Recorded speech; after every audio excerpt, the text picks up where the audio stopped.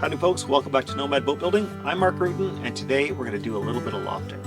I like to call lofting unraveling a plate full of spaghetti. Now, lofting is a process of drawing out the lines of a boat full size. It can be confusing at first, but once you get into the process of creating a grid upon which you lay down these lines, slowly and surely you're going to start to understand the relationships between them.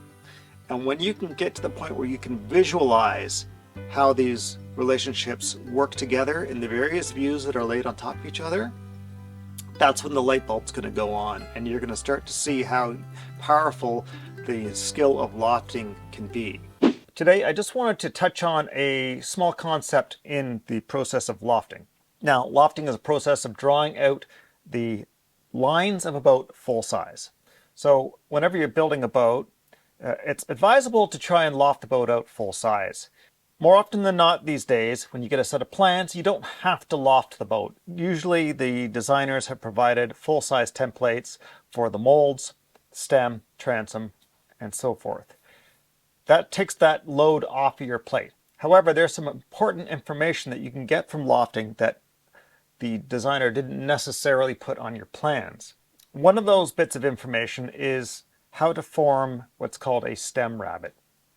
And that's the notch that the planking takes as it enters the stem of a boat. So here's sort of a mock-up of a stem. There's a few notches on this side that describe this concept. And the stem rabbet is this notch. This is the notch the planking has to sit in so that the outside face of that planking comes up tight to the stem face into a nice clean line. That line we call the rabbet line.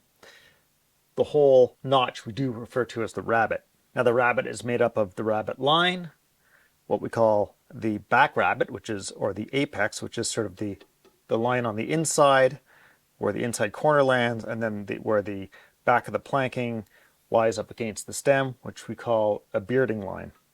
So a lot of the time you will get a rabbet line that's laid out on plans, but they didn't necessarily provide you with the rest of that information.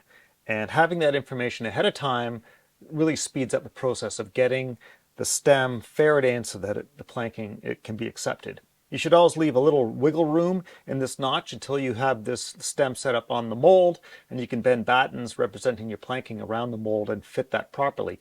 But it's really nice to be able to sort of get that started at the bench, and the more accurate you can be about that, the better. Laying that out on the lofting is a bit hard to figure out at first. More often than not, you're taught to use the information built into the water lines at the stem, which is sort of this little portion of the lofting that's tucked right down here. Often these lines are overlying each other quite a bit. It can be hard to read that information. And especially on a full-size lofting where you've driven about a bazillion nails into this area, it can get very dense and confusing and hard to pick those off. That's one reason I don't like to use that particular information to develop the rabbet. Best practice is if you can create cross sections along the length of your stem in a few spots that describe that rabbet accurately. And so those cross sections should be at right angles to the rabbet line or the face of the stem. They're usually pretty much similar. I would say the rabbet line is the best choice.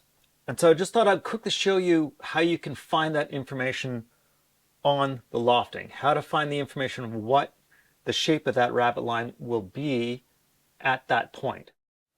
I'm going to do a little cross section right through here, right around what is my waterline 12. Now, you're not going to be able to see these lines in the video very easily at all. I understand that, and there's no good way for me to show you that without doing a fake lofting using a Sharpie or something heavy. This is a working drawing right here. I don't want to mess that up with using some heavy Sharpie lines. But I'll try and describe what I'm doing as best I can. So I've drawn a section through my stem, approximately at waterline 12. Where I draw it isn't important. Drawn a line through that at a right angle to my rabbet, and I'm carrying that line all the way across a bunch of other lines in the drawing here. I can take this right across to the shear line, in fact, if I wanted to. I don't really need to. There's not a lot of good reasons to take it that far, but I'm taking it across a bunch of the information. I'm taking it across my buttock lines and one of my station lines. So it's giving me like 3 points of information. That's about enough to get the information that I need to lay out this line properly. So how can I use the projection of this line? So what you need to think about is that this is now representing a slice through the boat at this angle, like you've chopped the whole nose of the boat off, the whole stem area, right down to this. Imagine you've done that. Imagine this is like a squash or something, and you just knocked it off at a weird angle. So now we need to find that information where that slice intersects with the skin of the squash. In this case, it's the skin of the boat, the planking. So over here I have my station 1. This line has crossed station 1, and so I want to pick up that information. So we use a tick stick. I lay it along my station 1, and now I'm going to find the point at which that intersection crosses the station. It's right there. And now that's given me a height on this drawing. I need to find out how wide is station 1 at that point, because I need to find out what the width of the boat is at this point. So if we go over here to station 1 on the plan view, which is like your elevations, there is looking at the boat from the front and the back. And here on the front side, I've got my station 1. I marked that same height that I've found over here. Taking this height, carried it over, found my station 1 on this drawing, marked the height, and now I want to find the width at that height. And that's right here. Okay, this is the information I'm looking for. So if I now come over here to this slice that I created, I'm going to lay this off as a right angle. So I'll just grab a square here. We lay that on here on the angle that I want to slice it, and then I take this information, this width, and I lay that off against the edge of the square, and I put a nail in here where it lands on the board. So that's my first point. That's the width of the boat relative to the slice through the boat. So there's two other lines. There's really three other lines I've crossed here too. There's now buttock lines. Those are slices through the boat vertically. In this view, they're represented like this. And they're set at 6 inches and 12 inches apart. So I can use that information again. I've got that marked off on my square, 6 inches and 12 inches. So if I come over here to the first one, and I look at where this line has crossed my buttock line, and I can mark that there. That's the 6-inch one. And then this line over here is my 12-inch one. I do the same. I lay my square on there. I find the 12-inch one, and it lands up there. So now I've got 3 points. There's one more I could grab here, which is waterline 18. So right here, where this crosses waterline 18, I could project down to find the width of the waterline at that point. So if I come down here, carry that down, find my waterline 18, and there's another width. So I could grab that, and then likewise, I can square off from that point, and I find where I made that mark, and it's right there. See, now you've got these 4 marks. You'll notice how they all are largely falling in line with each other.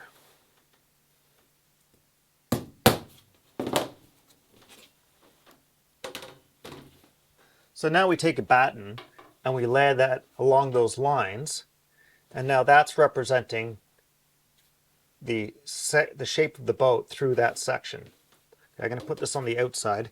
All my lines are drawn to the inside of the planking, so these are representing the inside of my planking. We'll just pop a couple of nails in here to keep this batten in place. And now over here, where I've done my section through there, I want to lay off the width of my stem at that point. It's the half width actually, because we're drawing it, we're working from a center line. My stem is 1.5 inches wide, so that's 3/4 of an inch.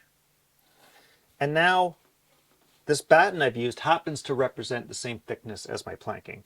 And that's really helpful because now I know that this side of it is the inside of my planking and that side is the outside of my planking. So if I swing this now so that the outside of my planking matches the outside of my stem with the rabbet line, I can now draw on the inside where the inside of my planking lands. And I can see where it intersects the stem face at the bearding line, and we know where the stem face is at the rabbet line. And because the edge of my planking is always square, it also will show me where the back rabbet is. So that's giving me a point I can plot. Now I can take those points and I could pop nails in there if I want. I would need to do this several times throughout the length of the stem, and then you basically connect the dots, and that's going to give you your back rabbet line and your bearding line that you can then lay off on your stem, as I've drawn on this particular little sample here. And then you can pre-cut that notch just using a chisel, or you could use a router to lay it off. It's a little trickier with a router, but you could do a little bit of that work at the bench where it's much easier to do than fully standing up on the mold, because that's a lot to chop right from a bare face. You really want to get it started if you can.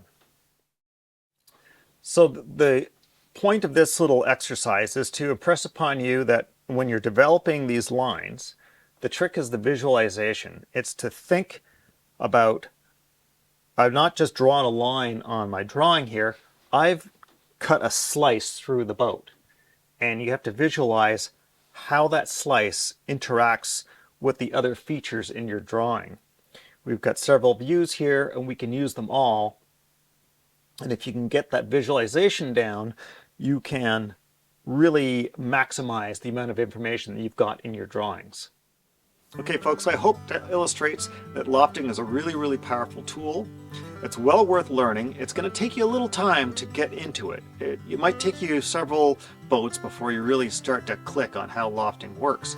But once you do, you've got power in your hands to develop just about any shape that you want that's laying there hidden in the lines in the drawing.